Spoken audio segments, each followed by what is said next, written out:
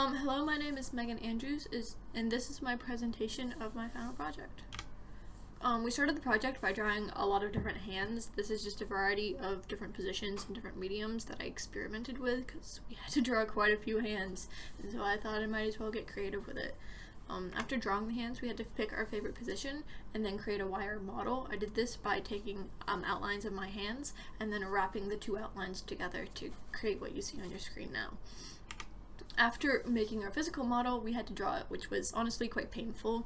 I did realize quite a new appreciation for my hand, especially on the left picture. You can see a lot of lines that had this kind of alignment that I didn't really notice from my picture or when I was doing the process. So it gave me a much better appreciation for what I had created, although it was a painful process. After doing these, we had to frame our hands in different ways, and this is where we started thinking about how we were going to put our hand in our box, which we knew was our end goal because we kind of got briefed. I ended up choosing the bottom row of hands, and by doing this frame of view, I started getting ideas, especially the first two images. I wanted to emphasize the snap, and I kind of started to get the idea of maybe possibly making my box move, which comes up later in the presentation. This is some of my main ideas. I really emphasize staggering. There's a lot of different elements that kind of come into each other to a point or are staggered in some way. Here's just a couple of examples from my box. I have some other things that I focused on as well. Alignment and the cladding that can be seen on the left of this picture. Symmetry in the size. My size is very, very symmetrical, but I still tried to make it, a little bit asymmetrical in some of my other elements from side to side.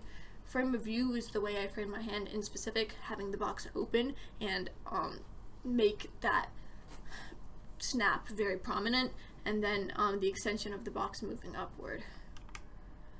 These are just a couple more pages of my thought process designing the box and eventually the room that would hold the box. Just some more process work, some corner studies for cladding, and coming up with ideas of how to do what I was about to build. This is a step-by-step plan of what I'm going to build and how to build it. I helpfully colored everything in blue so you can see, because it gets quite complicated by the end, and then a GIF of the process and work. I wish it was in color, but it was very, very not working with me. And then my actual model. It's beautiful. It's very complex. It took me quite a lot of time, and I'm very, very proud of it. Again, you can see the staggering effects, and you can see some of the things like the symmetry side to side, but the asymmetrical from this side to the other end. Here's some cladding ideas I had. This again shows back up. And then kind of sectional views. The pictures are blurry and I'm not really sure why, but it's a thing. You can see this is an idea to have a light for my box so I can create really interesting shadows, and then a top-down view to show where the sections are. Again, you can see here that the box opens, thus emphasizing the idea of extension and putting more weight in the snap of my fingers.